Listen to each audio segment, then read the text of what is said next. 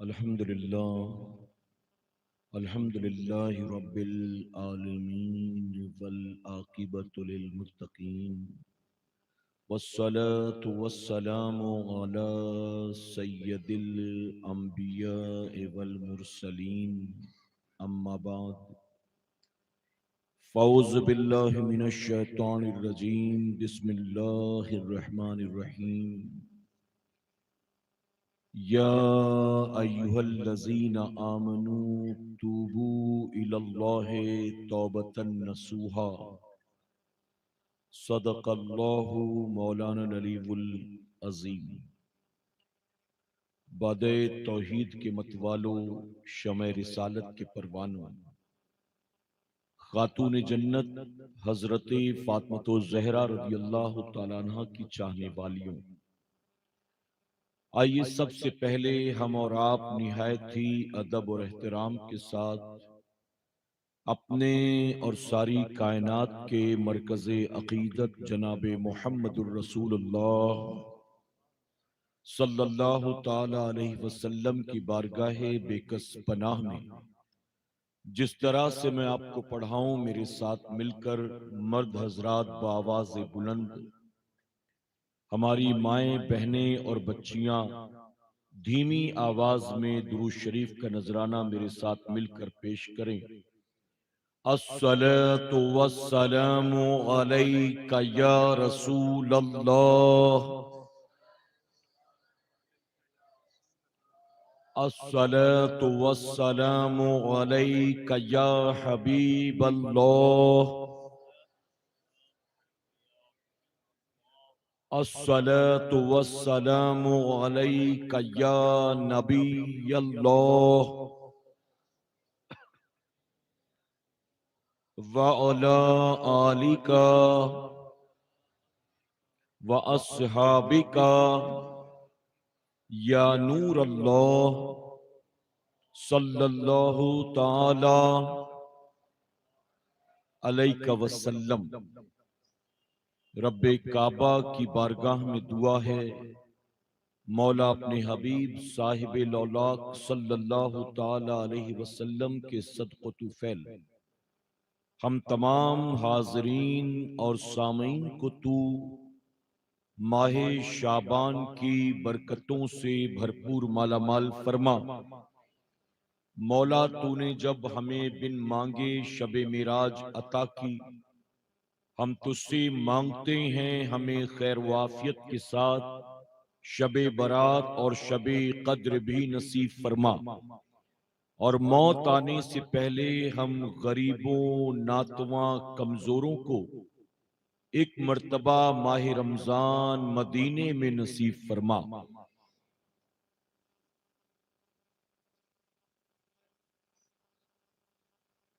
جب سے دل میں غم احمد کو بسا رکھا ہے، جب سے دل میں غم احمد کو بسا رکھا ہے، سلسلہ میں نے مدینے سے ملا رکھا ہے۔ جب سے دل میں غم احمد کو بسا رکھا ہے، سلسلہ میں نے مدینے سے ملا رکھا ہے، اور ہاں وہ آتے ہیں ابھی آئیں گے آتے ہوں گے، ہاں وہ آتے ہیں ابھی آئیں گے آتے ہوں گے، بس یہی سوچ کر محفل کو سجا رکھا ہے۔ اور جب کہیں سے نہیں ملتی ہے سکون کی دولت، جب کہیں سے نہیں ملتی ہے سکون کی دولت، تیری محفل تیرے دیوانے سجا لیتے ہیں۔ میرے پیارے آقا علیہ الصلوۃ والتسلیم کے پیارے دیوانوں، اللہ رب العزت کا بے پناہ کرم اور احسان کہ ماہ شعبان کی برکت والی رات میں اللہ نے ہمیں اور آپ کو مدرسے چشتیہ کے دستار بندی کی پاکیزہ محفل میں شرکت کی توفیق عطا کی۔ اللہ تبارک تعالی محفل کے سجانے والوں کا سجانا اور ہمارا اور آپ کا یہاں آنا قبول فرمائے۔ میرے پیارے آقا علیہ الصلوۃ والتسلیم کے پیارے دیوانوں، آپ مجھ سے پیشتر عالمی تحریک سنی دعوت اسلامی اجمیر شریف کے نگراں جناب حافظ و قاری مولانا معین الدین صاحب سے علم دین کی اہمیت، علماء کی عظمت اور مدارس کی فضیلت مختصر وقت میں سماعت کر رہے تھے۔ میرے پیارے آقا علیہ الصلوۃ والتسلیم کے پیارے دیوانوں، یہ ہر مسلمان اچھی طرح سے جانتا ہے، چاہے وہ گاؤں دیہات کا رہنے والا ہو، چاہے وہ شہروں کا رہنے والا ہو، چاہے وہ پڑھا لکھا ہو، چاہے وہ بے پڑھا لکھا ہو، چاہے وہ امیر ہو، چاہے وہ غریب ہو، کہ اللہ کے پیارے محبوب صلی اللہ علیہ وسلم نے 1450 سال پہلے فرمایا، علم دین کا حاصل کرنا ہر مسلمان مرد و عورت پر فرض ہے۔ بتائیے، یہ بات کوئی ڈکی چھپی تو نہیں ہے، یہ بات ہم اور آپ اچھی طرح سے جانتے ہیں۔ اور میرے پیارے آقا علیہ الصلوۃ والتسلیم کے پیارے دیوانوں، اہل سنت والجماعت کے یہاں جو وقتاً فوقتاً جلسے ہوتے ہیں، اجتماعات ہوتی ہیں، محفلیں ہوتی ہیں، ان کا بھی اصل مقصد یہی ہے کہ لوگوں کو جمع کر کے انہیں دین کی باتیں بتائی جائیں۔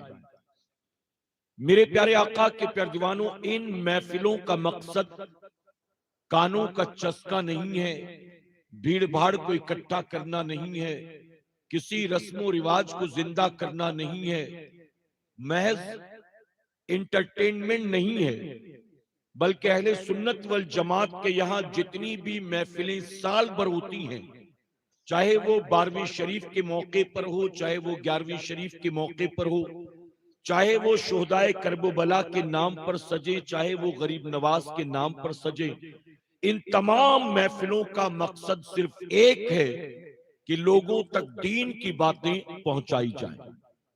میرے پیارے آقا کے پیارے دیوانوں، اب ہر مسلمان کے لیے اگر علم دین حاصل کرنا فرض ہے تو کتنا علم حاصل کرنا چاہیے؟ کیا سب کے لیے عالم بننا فرض ہے؟ کیا سب کے لیے حافظ بننا فرض ہے؟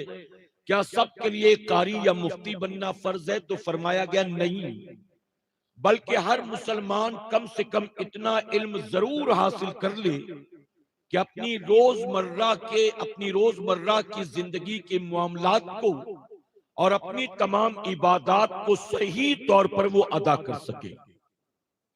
اسے کم سے کم غسل کے مسائل، وضو کے مسائل، نماز کا طریقہ آتا ہو، اسے روزوں کے مسائل معلوم ہو، اسے زکوٰۃ کے فطرے کے مسائل معلوم ہو، اسے کم سے کم اتنا علم ضرور حاصل کرنا چاہیے کہ وہ اپنے ماں باپ کا، اپنی اولاد کا، اپنی بیوی کا، اپنے بھائی بہنوں کا، اپنے دوست احباب کا، اپنے رشتہ داروں کا، یہاں تک کہ مسلمانوں کا بھی حق صحیح طور پر ادا کر سکے۔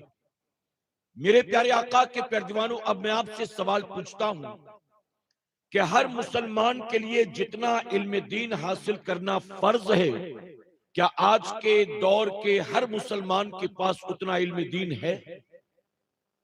میں موجودہ دور کی ایک تلخ حقیقت آپ کو بتا دوں، علماء کی موجودگی میں ہم سنیوں کے یہاں سال بھر جلسے جلوس کا سلسلہ جاری رہتا ہے۔ میرے پیارے آقا کے پیارے دیوانوں، ہم کبھی یو پی، بہار، جھارکھنڈ جاتے ہیں تو وہاں ہمیں گاؤں کے سالانہ جلسے میں یہ بتایا جاتا ہے کہ یہ ہمارے گاؤں کا 34واں سالانہ جلسہ، یعنی پچھلے 34 سال سے ہمارے گاؤں میں یہ جلسہ ہوتا چلا رہا ہے۔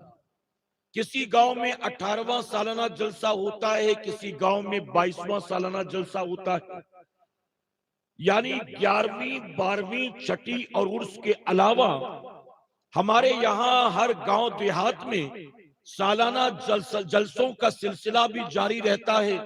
اسی طرح جس شہر میں جائیں، جس علاقے میں جائیں، اگر کسی بزرگ کی مزار موجود ہے تو وہاں عرس پاک بھی ہوتا ہے، 11ویں 12ویں میں جلوس بھی نکالے جاتے ہیں، لنگر کا، ڈیگوں کا اہتمام بھی ہوتا ہے، مزارات پر چادریں بھی چڑھائی جاتی ہیں۔ میرے پیارے آقا کے پیروانوں، ہم سنیوں کے یہاں سال بھر جلسے جلوس کا، چادر گاگر کا، سندل عرس کا سلسلہ جاری رہتا ہے، لیکن جانتے ہو اس کے باوجود ہماری اور آپ کی پوزیشن کیا ہے؟ ابھی ہمارے ملک میں ایک سروے کیا گیا مسلمانوں پر، یعنی ہندوستان میں جتنے بھی مسلمان رہتے ہیں، چاہے وہ 18 کروڑ ہو، چاہے وہ 22 کروڑ ہو، چاہے 25 کروڑ ہو، مسلمانوں کی جو آبادی اس وقت ہندوستان میں رہتی ہے، ان تمام مسلمانوں پر سروے کیا گیا، اور سروے کی جو رپورٹ آئی ہے وہ ہمارے اور آپ کے لیے شرم سے ڈوب مرنے والی ہے۔ آپ جانتے ہیں وہ رپورٹ کیا ہے؟ مسلمانوں پر کیے گئے سروے کی رپورٹ یہ ہے کہ ہندوستان میں رہنے والے 42% مسلمانوں کو پہلا کلمہ بھی نہیں آتا۔ آپ بتائیں، ہم کہتے ہیں ہم 20 کروڑ 25 کروڑ 30 کروڑ، ہم باتیں بڑی بڑی کر رہے ہیں، لیکن اگر دین سے ہمارا رشتہ کتنا قریبی ہے دیکھا جائے تو پتہ چلے گا کہ 42% لوگوں کو پہلا کلمہ بھی نہیں آتا۔ اب جنہیں پہلا کلمہ نہیں آتا، کیا بتائیے انہیں سورہ فاتحہ پڑھنی آتی ہوگی؟ کیا بتائیے انہیں 2 رکعت نماز ٹھیک سے ادا کرنی آتی ہوگی؟ کیا انہیں غسل کے، وضو کے مسائل معلوم ہوں گے؟ میرے پیارے آقا کے پیروانوں، ماہ رمضان شروع ہونے والا ہے، ہم بھی روزہ رکھ لیتے ہیں، لیکن ہر روزے دار سے اگر پوچھا جائے روزے میں کیا کیا باتیں مکروہ ہیں، کیا تم جانتے ہو کن صورتوں میں روزہ ٹوٹ جاتا ہے، کن صورتوں میں روزے کی قضا واجب ہے، کن صورتوں میں قضا کے ساتھ کفارہ بھی ادا کرنا ہوگا؟ میرے پیارے آقا کے پیروانوں، جسے پہلا کلمہ نہیں آتا ہے، بتائیے کیا وہ روزے کے، نماز کے، زکوٰۃ اور فطرے کے مسئلے جانتا ہوگا؟ بلکہ کبھی کبھی میں کہتا ہوں کہ مسجد میں جمعہ کے دن آؤ، تھوڑی دیر کے لیے وضو خانے پر کھڑے ہو جاؤ، اور ہماری قوم کا وہ جمعہ کی 2 رکعت کا نمازی جو مسجد میں اس دن آیا ہے ہفتے بھر کے بعد، اس کو وضو کرتا دیکھو تو پتا چلے گا کہ جو جمعہ کی 2 رکعت پڑھنے کے لیے اللہ کے گھر میں آتے ہیں، ان میں آنے والوں کی اکثریت ایسی ہے جنہیں صحیح طور پر وضو کرنا بھی نہیں آتا۔ میرے پیارے آقا کے پیروانوں، میں ایسے علاقے میں جہاں مسلمانوں کی اکثریت رہتی ہے، توجہ ہے نا آپ کو؟ جہاں مسلمانوں کی اکثریت رہتی ہے، میں کبھی کبھی کہتا ہوں کہ اپنے اس علاقے میں ایک سروے کر لو، علاقائی لیول پر، اپنے علاقے میں جہاں 90% مسلمان رہتے ہیں، 50 مرد عورتوں کو جمع کرو، یعنی 50 شادی شدہ جوڑوں کو بلاؤ، ایک سروے کرو، اس کی رپورٹ تیار کرو، آپ کو پتا چلے گا کہ آج کے دور کا مسلمان کتنے پانی میں ہے۔ یہ 50 لوگ جو شادی شدہ 2-2 3-3 4-4 بچوں کے ماں باپ بن گئے ہیں، آپ ان سے پوچھو، ہم آپ سے بس 5 سوال کرتے ہیں، آپ ان 5 سوالوں کا جواب دے دو۔ سب سے پہلا سوال ہر مرد و عورت سے کیا جائے کہ بتاؤ غسل میں کتنی باتیں فرض؟ دوسرا سوال کرو کہ غسل کن باتوں کی بنیاد فرض ہوتا، یعنی کتنی باتیں فرض یہ بتا، اور کتنی باتوں کی بنیاد فرض ہوتا ہے، دوسرا سوال یہ بتا۔ وضو میں کتنی باتیں فرض ہیں یہ بتاؤ۔ اسی کے ساتھ بیوی سے پوچھو اللہ نے شوہر کا تجھ پر کیا حق رکھا وہ بتا۔ شوہر سے پوچھو کہ اللہ نے بیوی کا تجھ پر کیا حق رکھا یہ بتا۔ یہ 4 سوال، اور 5واں سوال میاں بیوی سے کیا جائے اللہ اور اس کے رسول نے تم پر تمہاری اولاد کا کیا حق رکھا ہے یہ بتاؤ۔ میں ذمہ داری کے ساتھ کہتا ہوں اگر 50 شادی شدہ جوڑوں کو جمع کر کے ان سے یہ 5 سوال کرو گے پتا چل جائے گا کہ آج کے دور کے مسلمانوں کی حالت کیا ہے۔ میرے پیارے آقا کے پیروانوں، الحمدللہ ہم پیدائشی مسلمان ہیں، ہم مسلمان ماں کی کوکھ سے پیدا ہوئے، ہم مسلمان باپ دادا کے گھر میں پیدا ہوئے، اسی لیے ہم ہمارا نیم پلیٹ مسلمانوں والا ہے، اس لیے ہم اپنے آپ کو مسلمان کہلاتے ہیں، اس لیے ہم عید بقرعید بھی مناتے ہیں، اس لیے ہم جمعہ کی 2 رکعت بھی پڑھتے ہیں۔ ہم چونکہ مسلمان ماں باپ کے گھر میں پیدا ہوئے اس لیے چکن بھی کھا لیتے ہیں، مٹن بھی کھا لیتے ہیں، بیف بھی کھا لیتے ہیں، 11ویں 12ویں بھی منا لیتے ہیں۔ یعنی مسلمان ماں باپ کے گھر پیدا ہوئے تو یہ ساری چیزیں تو ہم کر لیتے ہیں، لیکن مسلمان ماں کی کوکھ سے پیدا ہونے کے بعد عمر 28 32 35 40 45 کی ہو گئی، ہم نے کبھی اپنے دین کو سیکھنے کی کوشش نہیں کی۔ میرے پیارے آقا کے پیروانوں، یہ مسلمان 12ویں شریف کے موقع پر رات بھر گلی میں جھاڑو لگانے کو تیار، رات بھر مسجد کو سجانے کے لیے تیار، رات بھر بازار میں، محلے میں، گلیوں میں جھنڈے لگانے، لائٹیں لگانے کو تیار ہے۔ یہاں تک کہ 11ویں شریف 12ویں شریف کے جلوس میں 4-5 گھنٹے پیدل چلنا پڑے تو 4-5 گھنٹے پیدل چلنے کو تیار ہے۔ آج اس گاؤں میں عرس ہے، پرسوں اس گاؤں میں عرس ہے تو تمام اولیاء اکرام کے عرس پاک میں جانے کو بھی تیار ہے۔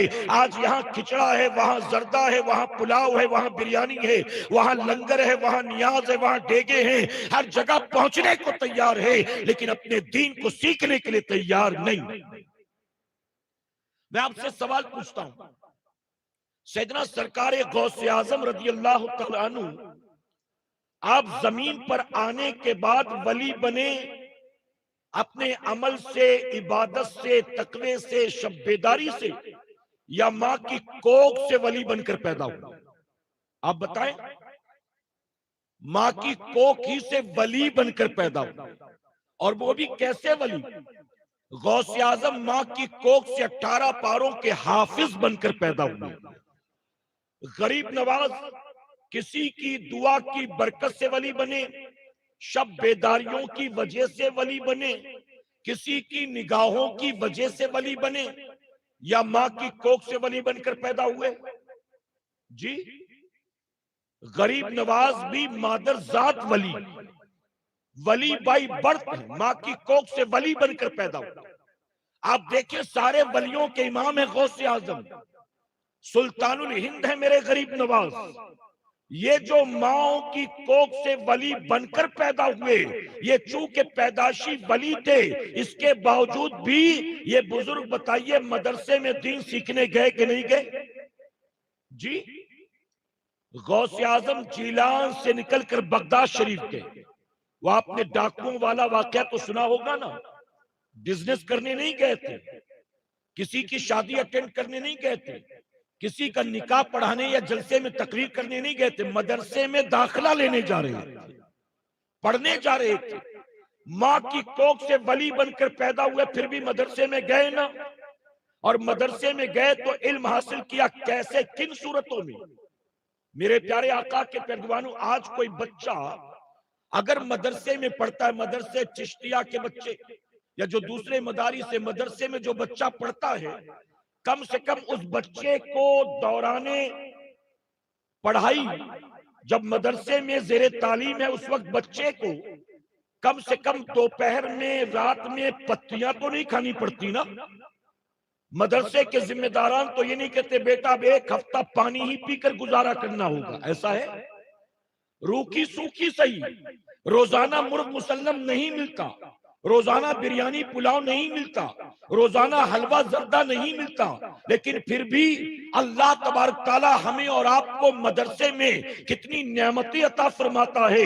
میرے پیارے آقا کے پیروانوں، ذرا سوچو، آج کے مدرسے کا، آج مدرسے میں پڑھنے والا بچہ چٹنی روٹی کھا کر گزارا نہیں کرتا، وہ چونکہ مدرسے میں پڑھ رہا ہے تو اللہ اسے کتنی نعمتیں عطا کرتا ہے۔ لیکن غوث اعظم جب مدرسے میں تھے، آپ فرماتے درسگاہ ختم ہو جاتی تو میں بغداد کے جنگل کی طرف چلا جاتا، کبھی درختوں کے پتے کھا کر گزارا کرتا، کبھی زمین پر گری پڑی حلال جائز چیزیں کھا کر گزارا کرتا، کبھی پانی پی کر گزارا کرتا۔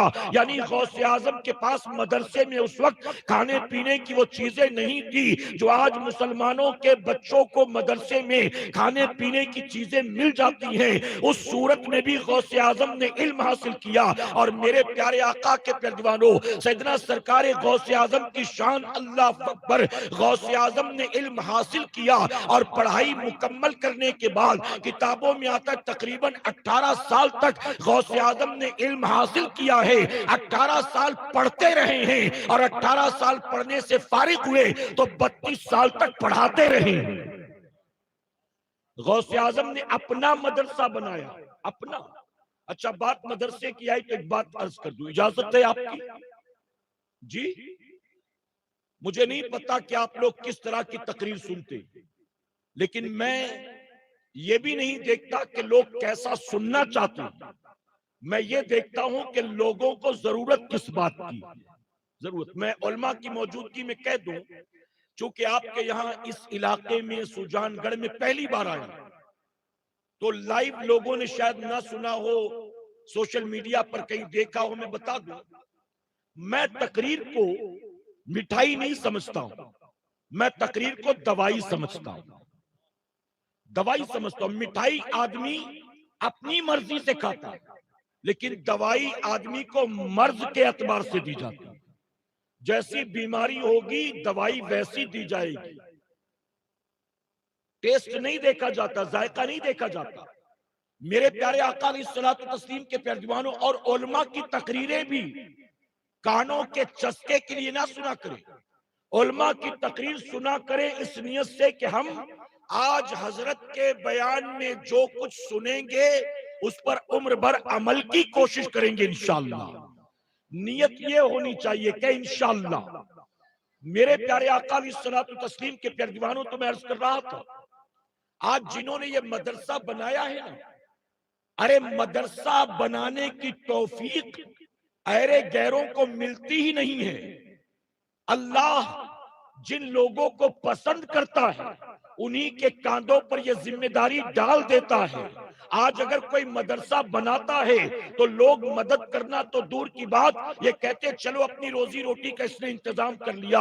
اس نے مدرسہ بنایا اپنے پیٹ کے لیے تاکہ اس کی ضروریات مدرسے کے ذریعے پوری ہوں۔ میرے پیارے آقا کے پیارے دیوانوں، یہ تو مولا بہتر جانتا ہے، بلکہ میں قوم سے کہتا ہوں میرے بھائی، اگر کہیں مدرسہ زیر تعمیر ہو، اگر کہیں مسجد زیر تعمیر ہو، اگر کہیں یتیم خانہ زیر تعمیر ہو، اللہ توفیق دے تو مدد کرنے کی کوشش کیا کر، اور اگر توفیق نہ ملے تو کم سے کم ایسے لوگوں کو برا بھلا تو مت کہا کر، ان کی غیبت تو نہ کیا کر، ان کو جو ہے ان کو گالیاں تو نہ دیا کر۔ اس کی وجہ یہ ہے کہ تو مدد کرے گا اپنی مرضی سے نہیں کرے گا، رب کی توفیق سے کرے گا، اور اگر تجھے توفیق نہیں ملی اپنے مقدر کا رونا رو، جن کو توفیق مل گئی ہے ان کو گالیاں نہ دیا کر۔ اچھا، کہیں مسجد مدرسہ بن رہا ہو، آپ مدد نہ کریں، کام پورا نہیں ہوگا؟ جی، آپ کہیں میں نہیں دیتا چندہ، ارے تو نہیں دیتا تو تیرے نہ دینے سے کام رکنا تو نہیں ہے، یہ کام تو پورا ہو کر رہے گا۔ اگر تو دے دیتا تو اس میں ان کا نہیں تیرا بھلا ہو جاتا، تیرا بھلا ہو جاتا۔ میرے پیارے آقا کے پیروانوں، لوگ سمجھتے میں نے دے کر کمال کیا۔ میں کہتا ہوں مسجد میں مدرسے میں کبھی دیا کرو نا تو یہ نہ سمجھا کرو میں نے دے کر کمال کیا، بلکہ رب کا شکر ادا کیا کرو، اے اللہ تیرا احسان کہ تو نے دینے کے لائق بنایا ہے۔ اللہ کا شکر ادا کیا کرو، مولا میں نے دے کر کمال نہیں کر دیا، تو قبول کر لے گا تو تیرا کرم ہو جائے گا۔ تو مدرسہ غوث اعظم نے بنایا بغداد شریف میں، توجہ ہے نا آپ کی؟ غوث اعظم نے بغداد شریف میں مدرسہ بنایا، تقریباً 32 سال تک پڑھاتے رہے آپ، 32 سال تک۔ اور جب پتا چلا کہ غوث اعظم نے مدرسہ شروع کیا تو ہر طرف سے لوگ کھینچے کھینچے مدرسے میں چلے آئے پڑھنے کے لیے، اور غوث اعظم نے پھر جب پڑھانا شروع کیا تو میرے غوث پاک کی شان یہ تھی، توجہ ہے نا آپ کی؟ آج کسی مدرسے میں 3 بچے فارغ ہو جائیں، آج کسی مدرسے میں 2 4 8 10 بچے فارغ ہو جائیں تو ہم نے اپنی آنکھوں سے دیکھا ان 2 4 8 10 بچوں کی دستار بندی کے لیے لاکھوں روپے خرچ کر دیے جاتے ہیں، لاکھوں روپے خرچ کر کے بتایا جاتا ہے ہم نے کتنے بڑے کمال کا کام کر دیا، ہمارے مدرسے سے اس سال دو بچے فارغ ہو گئے، اس سال ہمارے مدرسے سے 4 8 10 بچے فارغ ہو گئے۔ میرے پیارے آقا کے پیارے دیوانوں، اس وقت پورے ہندوستان میں دستار بندی کا سلسلہ جاری ہے، ممبئی سے لے کر ویسٹ بنگال، اڑیسہ، آسام تک آپ دیکھیں تو ہر جگہ پر دستار بندی ہو رہی ہے، اور آپ دیکھیں تو آپ کو پتا چلے گا کہ جہاں 2 بچے حافظ قرآن ہو کر نکلتے ہیں وہاں بھی ان کی دستار بندی کے جلسے میں لاکھوں روپے قوم کے خرچ کر دیے جاتے ہیں۔ آج ہمارے یہاں 2 4 کی فراغت ہو ہم پورا گاؤں سر پر اٹھا لیتے ہیں، اور غوث اعظم کی شان یہ تھی، غوث اعظم کے مدرسے سے ہر سال 3000 بچے فارغ ہوا کرتے تھے، اور غوث اعظم نے براہ راست اپنی زندگی میں 1,00,000 شاگرد پیدا کیے، 1,00,000 بچوں کو غوث اعظم نے پڑھایا ہے، اور غوث اعظم نے جنہیں پڑھایا ہے، جو غوث اعظم کے شاگرد ہوئے، وہ فراغت کے بعد کہیں امامت کی جگہ نہیں ڈھونڈتے تھے، وہ اپنا مکتب کھول کر نہیں بیٹھتے تھے، وہ سورہ بقرہ پڑھ کے اپنا گزارا نہیں کرتے تھے، وہ بچوں کو ٹیوشن پڑھا کر اپنا پیٹ نہیں پالتے تھے۔ غوث اعظم کے جو شاگرد تھے، تاریخ کی کتابوں میں آتا ہے، جنہیں غوث اعظم نے پڑھا دیا، اس دور میں دنیا بھر میں جہاں کہیں اسلامی حکومت تھی اور مسلمان بادشاہ موجود تھے، ان بادشاہوں کے مشیر اور وزیر جو ہیں وہ غوث اعظم کے شاگرد ہوا کرتے تھے۔ مسلمانوں کی وہ پہلی فوج جس نے بیت المقدس کو فتح کیا تھا، اس لشکر میں اکثر فوجی غوث اعظم کے مرید تھے، غوث اعظم کے شاگرد تھے۔ میرے پیارے آقا کے پیروانوں، اب میں آپ کو آج کی بات بتا دوں۔ ایک مرتبہ مجھ سے کسی نیوز چینل والے نے انٹرویو میں پوچھا، نام نہیں لوں گا میں، کہ فلاں منسٹر نے کہا کہ ہندوستان میں جتنے مدرسے ہیں سب پر بلڈوزر چلا دینا چاہیے، کیونکہ مدرسوں سے آتنکوادی پیدا ہوتے ہیں، دہشت گرد پیدا ہوتے ہیں۔ اس بندے نے اعتراض کیا ہے کہ جتنے مدرسے ہیں سب کو ڈیمولش کر دو، سب کو توڑ دو، ہندوستان میں اب مدرسے نہیں ہونے چاہیے۔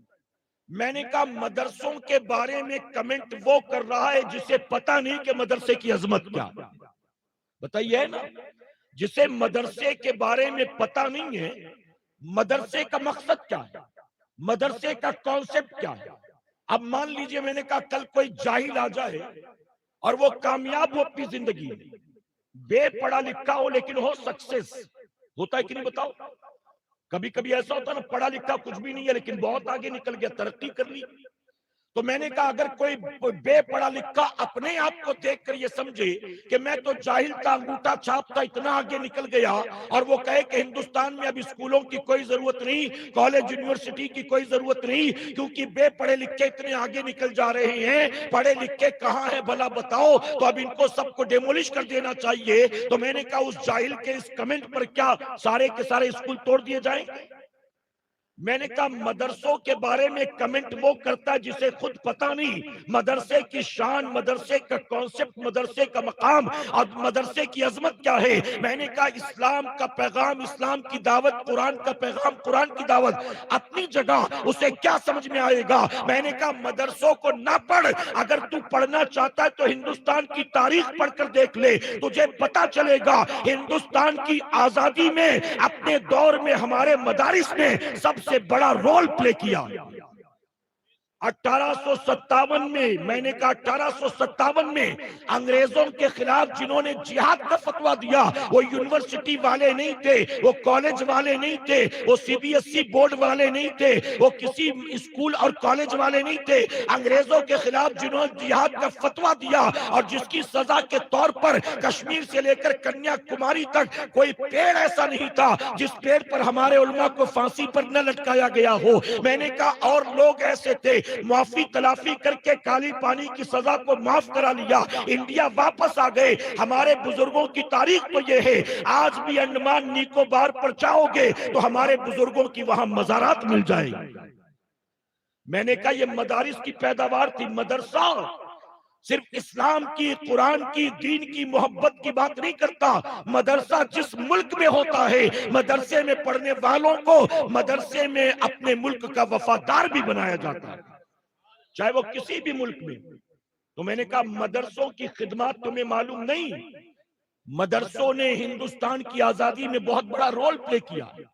اسلام دشمنی کی بنیاد، اسلام نفرت کی بنیاد تم بکواس کرو تو تمہاری زبان پر ہم کیا کنٹرول کر سکے؟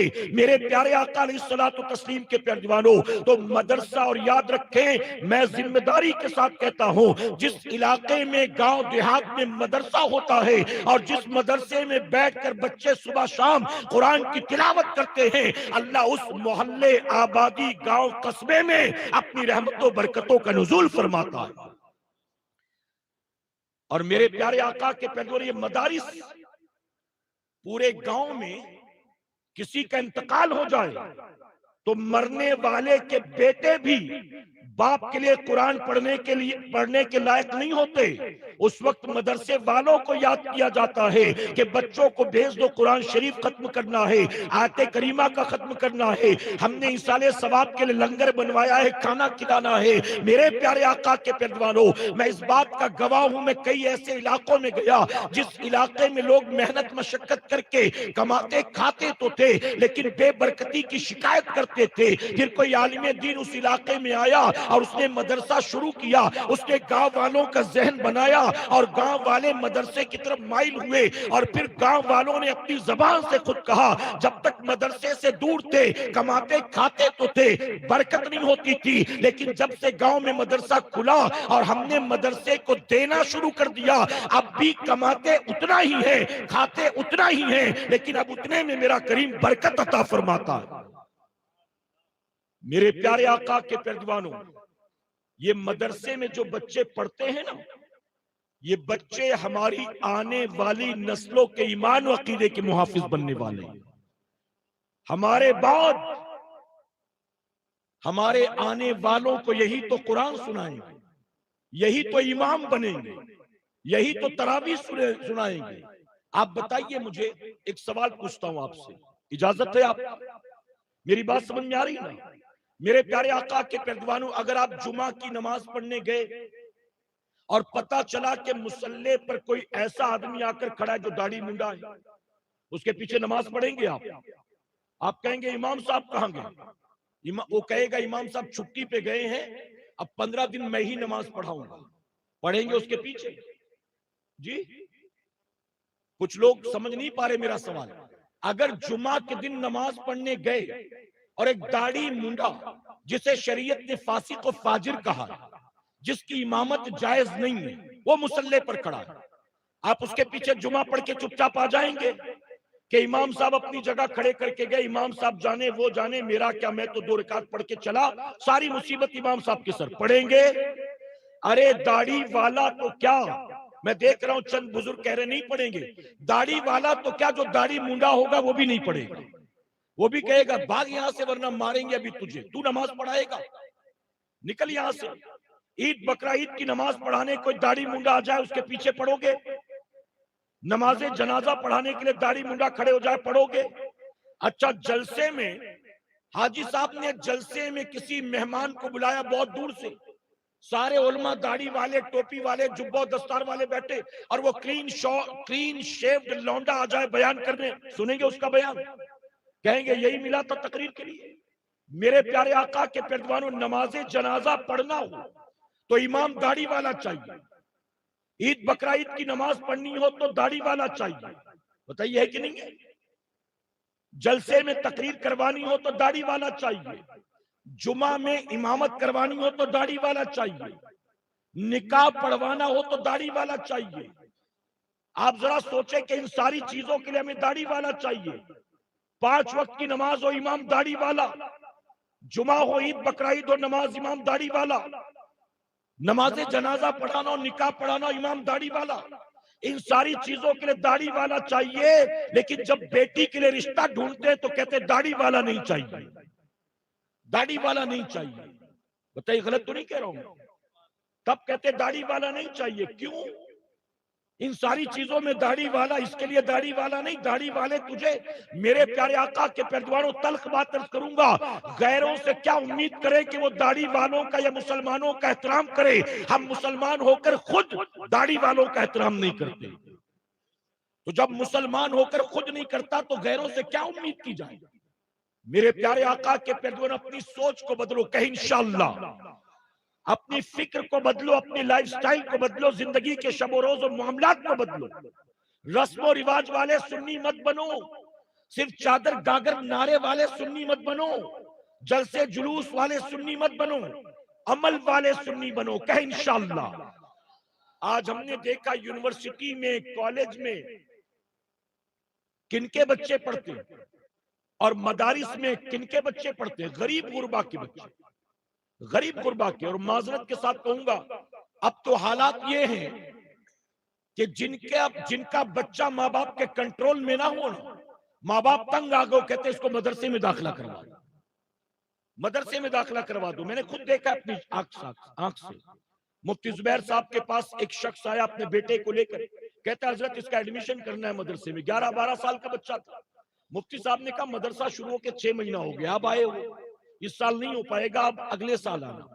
بڑا اصرار کیا، حضرت کر لیجئے، بہت بہت بہت بہت۔ مفتی صاحب نے انکار کیا، تو آخرکار مجبوراً کیا کہتا ہے جانتے ہو؟ مجبوراً کہتا ہے حضرت میں دن بھر کام پر رہتا ہوں، یہ پتہ نہیں کہاں غائب رہتا ہے، اس سے میں بھی تنگ آ گیا، اس کی ماں بھی تنگ آ گئی، اس کو مدرسے میں رکھ لیجئے۔ اب بتائیے، پتا چلا مدرسے میں پڑھنے نہیں بھیجا، پلنے بھیجا اس نے، پلنے بھیجا، پڑھنے نہیں بھیجا اس نے کہ کھا پی کے پڑا رہے گا۔ اچھا، وہ جو ماں باپ کے کنٹرول میں نہیں، یہاں آ کر کچھ گڑبڑ کر دے تو فوراً ماں باپ مدرسے والے کو پکڑیں گے، کیسے گر گیا چھت پہ سے، کیسے گر گیا سی ڈی پی سے، کیسے ایسا ہو گیا، ویسا لگ گیا۔ غلط تو نہیں کہہ رہا ہوں میں؟ میرے پیارے آقا علیہ الصلوۃ والتسلیم کے پیروان ہو تو موجودہ وقت میں جن سے اپنے بچے پالے نہیں جاتے، یا غریب غربا ہو یا معذور ہو، کوئی مان لیجئے 4 بچے ہیں، 3 اچھے خاصے فٹ ہیں، ان کو دنیاوی تعلیم دے گا، اور ایک تھوڑا ڈیفیکٹیو ہو تو اس کو مدرسے میں بھیج دے گا، مدرسے میں۔ لیکن جانتے ہو اسی ہندوستان کی تاریخ ہے، ہندوستان کے سب سے بڑے بادشاہ جنہوں نے ہندوستان پر تقریباً 50 سال تک حکومت کی، اورنگزیب عالمگیر رحمت اللہ تعالی نے اپنے بیٹے کو حافظ قرآن بنایا ہے۔ محبت سے کہے، پتا چلا بیٹوں کو حافظ بنانا فقیروں کا کام نہیں ہے، بادشاہوں کا کام، بادشاہوں کا۔ اورنگزیب عالمگیر رحمت اللہ نے اپنے بیٹے کو حافظ قرآن بنایا۔ جب بیٹا حافظ قرآن بن کر واپس آیا، باپ نے سینے سے لگایا، پیشانی چومی، دعائیں دی اور کہا جاؤ اپنے دادا کو جا کر خوشخبری سناؤ کہ تم حافظ قرآن بن گئے۔ اب وہ دادا کے پاس گیا اور جا کر کہتا ہے دادا مبارک کو میں حافظ بن گیا۔ تو پوتے نے دیکھا دادا کے چہرے پر وہ خوشی نظر نہیں آئی جو ابا کے چہرے پر نظر آئی۔ تو پوتا کہنے لگا دادا اب خوش نہیں ہے کہ میں حافظ بن گیا۔ تو جانتے ہو دادا شاہجہاں نے کیا کہا تھا؟ کہا بیٹا اگر تو حافظ قرآن بن گیا ہے نا تو خوشی مجھے کیوں ہو، خوشی تو تیرے باپ کو ہوگی، کیونکہ قیامت میں اس کے سر پر تاج رکھا جائے گا۔ میں تو خوش اس وقت ہوتا جب میرا بیٹا حافظ قرآن بنتا، میں تو اس وقت خوش ہوتا جب میرا بیٹا حافظ قرآن بنتا۔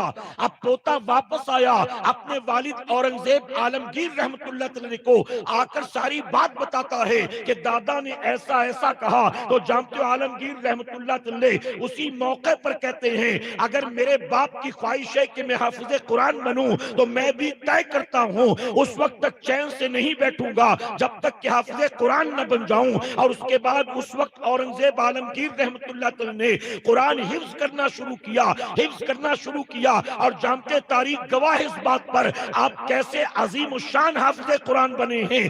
آپ نے تراویح سنانے والے، قرآن سنانے والے بہت سے حافظ دیکھے ہوں گے۔ اورنگزیب عالمگیر رحمت اللہ تعالی ایسے حافظ قرآن بنے، ایسے حافظ قرآن بنے کہ صرف قرآن سناتے نہیں تھے، اپنے ہاتھوں سے قرآن لکھا کرتے تھے۔ اور آج بھی کئی لائبریریز میں آپ کے ہاتھوں کا لکھا قرآن موجود ہے۔ میرے پیارے آقا علیہ الصلوۃ والتسلیم کے پیروان، یہ بچے جو آج فارغ ہوئے ہیں، میں 2-3 باتیں اور عرض کروں آخر میں، اجازت ہے آپ کی؟ میری بات سمجھ میں آ رہی نا؟ میرے پیارے آقا کے پیروان، یہ بچے جو آج فارغ ہوئے ہیں، حافظ قرآن بنے، اب بتائیے ایک بچہ جب مدرسے میں آتا ہے پڑھنے کے لیے تو کیا سوچ کر آتا ہے کہ جب میں مدرسے سے فارغ ہوں گا تو کروڑپتی بن جاؤں گا؟ جب میں مدرسے سے فارغ ہوں گا تو کارپوریٹس میں مجھ کو جاب مل جائے گا، جب میں مدرسے سے فارغ ہوں گا تو گورنمنٹ کی نوکری مجھے مل جائے گی۔ کیا بتائیے وہ سوچ کر آتا ہے؟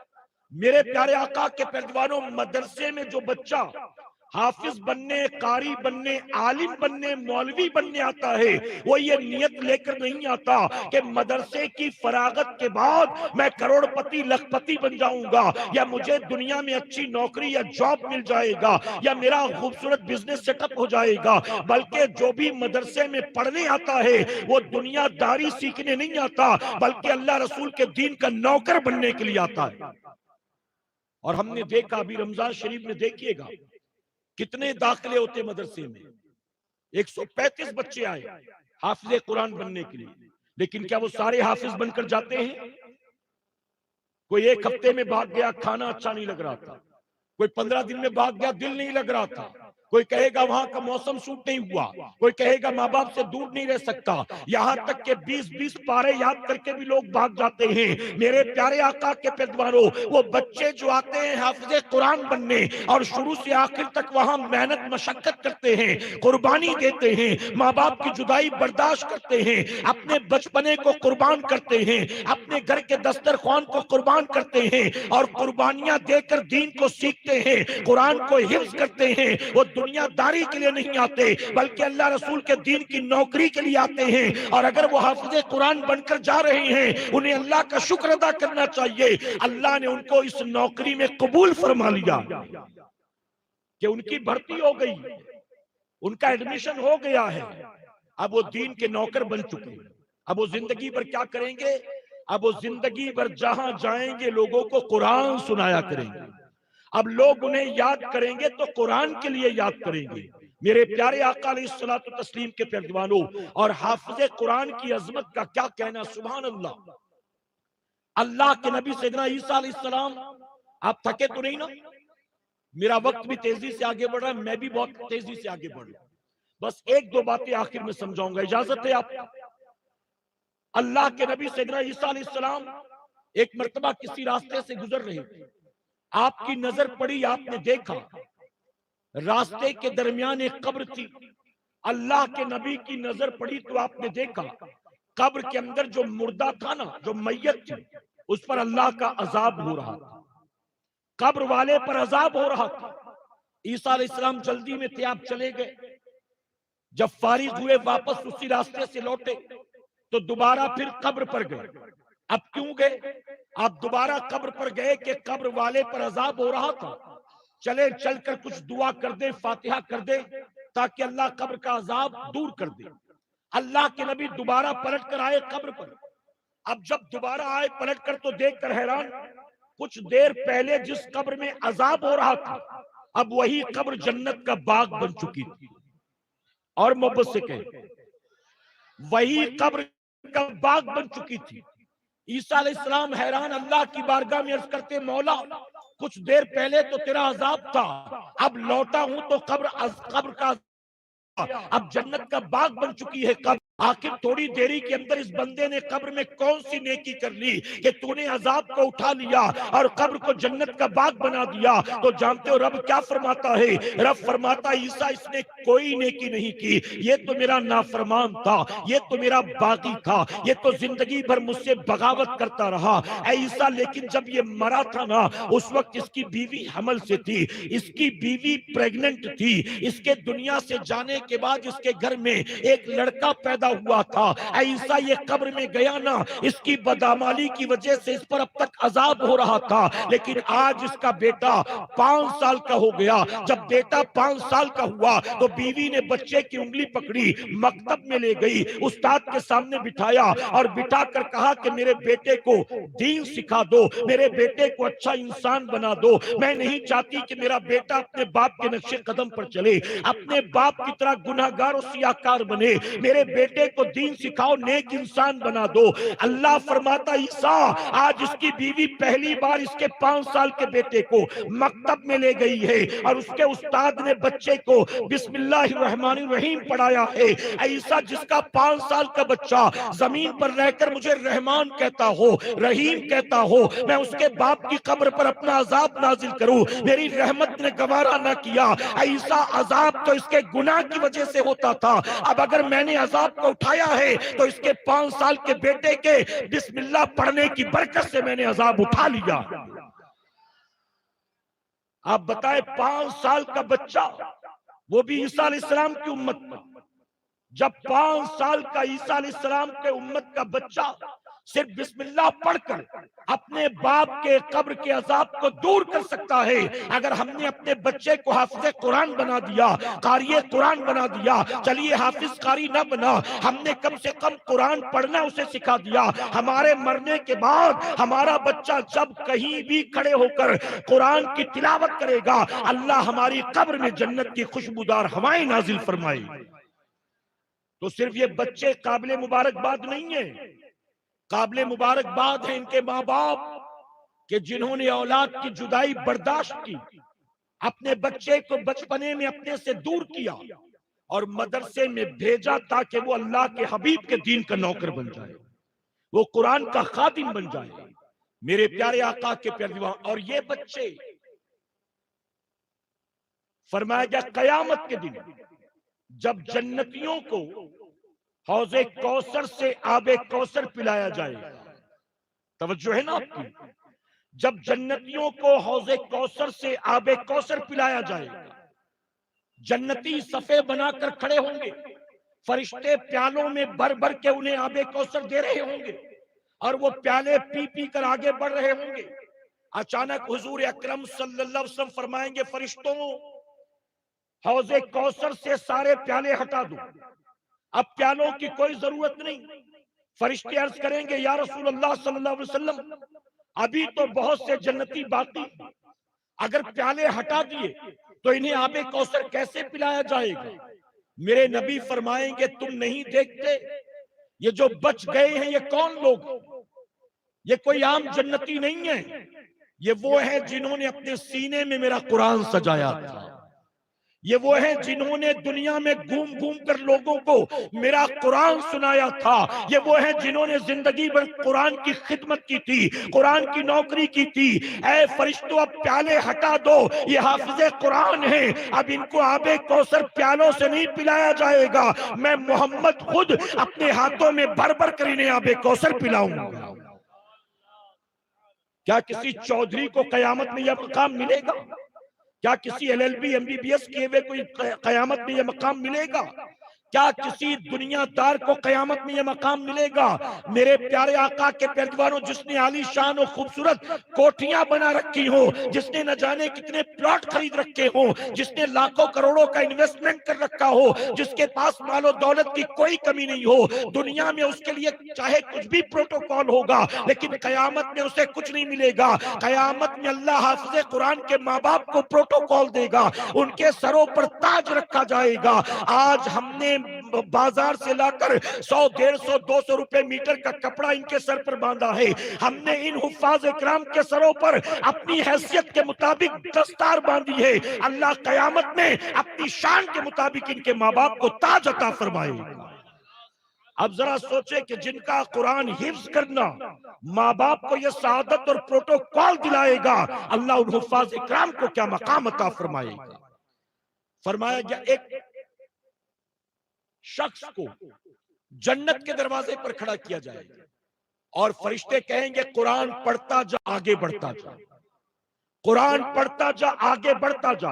اب فرمایا گیا جو حافظ قرآن ہوگا، قاری قرآن ہوگا، ہمارے اور آپ کے جیسے جنہیں 2-4 سورتیں یاد ہوں گی، ہم تو تھوڑا بہت پڑھیں گے، تھوڑا ہی اندر جا سکیں گے، اور جہاں قرآن ختم ہم بھی وہاں پر ختم، یعنی جتنا یاد تھا اتنا پڑھ لیا، وہیں پر اسٹاپ آ گیا۔ لیکن جو حافظ قرآن ہوگا، بہترین قاری قرآن ہوگا، وہ جنت کے دروازے پر کھڑے ہو کر قرآن کی تلاوت شروع کرے گا اور قرآن پڑھتے پڑھتے پڑھتے پڑھتے آگے بڑھتا رہے گا، یہاں تک فرمایا گیا وہ جنت کے سب سے اعلیٰ مقام جنت الفردوس تک پہنچ جائے گا۔ بتائیے کیا یہ مقام کسی دولت مند کو ملے گا؟ کسی ڈگری ڈپلوما والے کو ملے گا؟ یہ مقام اللہ حفاظ کرام کو عطا کرے گا، حافظ قرآن کو۔ اور میرے پیارے آقا علیہ الصلوۃ والتسلیم کے پیارے دیوانوں، میں آپ تمام سے عرض کرنا چاہوں گا، اللہ نے آپ کو اس لائق بنایا ہے، اللہ نے حیثیت دی، تو اللہ کے دین سے محبت کرو اور اللہ کے دین پر مال خرچ کیا کرو، کہے انشاءاللہ۔ اچھا، ہم جب چندہ مانگتے ہیں نا، یا ہمارے علماء اجتماع کے لیے، مسجد کے لیے، مدرسے کے لیے، تو لوگ نہ جانے کیسے منہ ٹیڑے میڑے کرتے ہیں۔ کیا بتائیے یہ مانگنے والے اپنے پیٹ کے لیے مانگتے ہیں، اپنی ذات کے لیے مانگتے ہیں؟ میرے پیارے آقا کے پیروانوں، میں لوگوں کو ذہن دینے کی کوشش کرتا ہوں، اللہ کے بندے، اگر اللہ نے تجھے 3 بیٹے دیے، اپنے بیٹوں کو دنیاوی تعلیم تو دیتا، تو تیرے ایک بیٹے پر سال بھر کا کتنا مال خرچ ہوتا ہے، کیلکولیٹ کر۔ اس کی منتھلی فیس کتنی ہے، ٹیوشن کی فیس کتنی ہے، روزانہ اسکول آنے جانے کا خرچ کتنا ہے، روزانہ اس کے ٹفن پر کتنا خرچ کرتا ہے، اس کے پروجیکٹ پر کتنا، پکنک پر کتنا خرچ کرتا ہے، ڈونیشن کتنا بھرتا ہے۔ اپنے بچے کا سال بھر کا کیلکولیشن کر، ایک بچے پر سال بھر کتنا خرچ کرتا ہے، دوسرے بچے پر کتنا خرچ کرتا ہے۔ اللہ نے 3 بیٹے دیے ہیں تو 3 بیٹوں کا حساب لگا، کتنے لاکھ خرچ کرتا ہے سال بھر اپنے بیٹے کو دنیاوی تعلیم دینے کے لیے۔ اے سرکار مدینہ کے پیروانوں، اگر اللہ نے 2 3 4 بیٹے دیے ہیں، اپنے بیٹوں کو دنیاوی تعلیم دے رہے ہو، ان بچوں پر سال بھر میں نہ جانے کتنا خرچ کرتے ہو۔ اللہ توفیق دے تو کسی یتیم خانے میں چلے جانا، کسی مدرسے میں چلے جانا، اور مدرسے کے ذمہ داران سے کہنا ہم کسی یتیم بچے کی ذمہ داری لینا چاہتے ہیں، ہم کسی غریب بچے کی ذمہ داری لینا چاہتے ہیں۔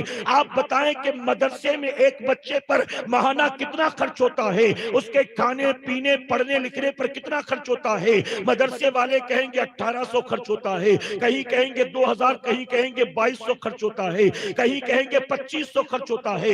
اپنے بچوں پر دیکھو تو اس کے مقابلے کتنا خرچ کرتے ہو ماہانہ، اور مدرسے میں ایک غریب بچہ پڑھتا ہے، اس پر کتنا خرچ ہوتا ہے ماہانہ۔ آپ اس غریب یتیم بچے کی ذمہ داری اپنے سر پر لو، اللہ نے اس لائق بنایا تو اس کو اسکالرشپ دو، اور کہو کہ ایک بچے کی ذمہ داری میں لیتا ہوں، 2 بچوں کی ذمہ داری میں لیتا ہوں، ہم 5 دوست مل کر 11 بچوں کی ذمہ داری لیتے ہیں۔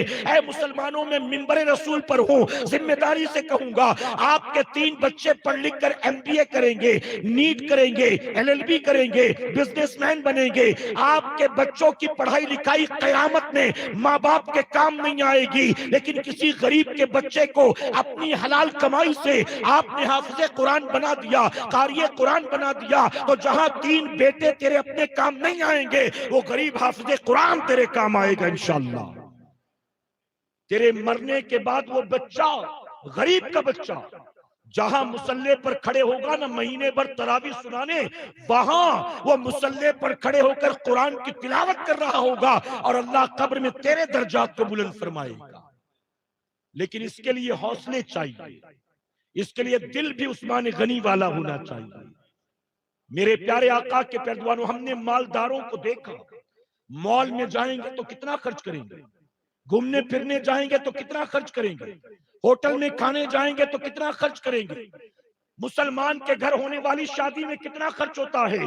ہم ان تمام چیزوں میں، دکھاوے ریاکاری میں خوشی خوشی لاکھوں خرچ کر دیں گے، لیکن جمعہ کے دن مسجد کی جھولی جب گھومتے گھومتے سامنے آتی ہے تو توفیق نہیں ہوتی ہر جمعہ کو نکال کر میں 50 روپے اس میں ڈال دوں، ہر جمعہ کو نکال کر میں 100 روپے اس میں ڈال دوں، بلکہ ہم نے تو ایسے ایسے مالدار دیکھے ہیں، اگر جیب میں اس نے 100 200 روپے رکھے بھی ہوں گے تو بھی ایسا لگتا ہے انگلیوں کو آنکھ لگ گئی، ہاتھ ڈالے گا برابر تو 20 روپے کی نوٹ ہی ٹٹول کر نکالے گا، کہیں 200 کی غلطی سے آ گئی تو 200 ڈالنا پڑے گا، اس لیے ٹٹول کر 20 نکالے گا، اللہ کی راہ میں دے گا۔ میرے پیارے آقا کے پیروانوں، اس وقت ہمیں سوچنا چاہیے، یہ میری جیب میں جتنا ہے وہ سب مولا تو نے ہی تو عطا کیا ہے، اور یہ مسجد کی جھولی بھی کسی اور کے گھر کے لیے نہیں، تیرے گھر کے لیے گھمائی جا رہی ہے۔ اگر میں تیرے گھر پر مال خرچ کروں گا، دینے والے بن دیے تو نے اتنا دیا ہے، اب میں دوں گا تو تو مجھے کتنا عطا فرمائے گا، اور اس کا وعدہ بھی تو ہے، ایک دو گے اللہ کتنا دے گا جی؟ یہ تو رمضان شریف میں نا میرے بھائی، اسی لیے تو زکوٰۃ دبا کے بیٹھے تھے، رمضان شریف آئے گا تبھی دیں گے، ابھی دیں گے تو نقصان ہو جائے گا، 70 ملے گا تو دیں گے۔ جبکہ صحابہ کی تاریخ جانتے ہو، فرمایا کہ صحابہ اکرام ماہ رجب کا چاند دیکھتے نا، ماہ رجب کا چاند 3 مہینے پہلے زکوٰۃ نکال لیتے تھے، اور ماہ رجب کا چاند دیکھتے زکوٰۃ نکال لیتے، اور رمضان شریف آنے سے پہلے حقداروں تک پہنچا دیتے تھے۔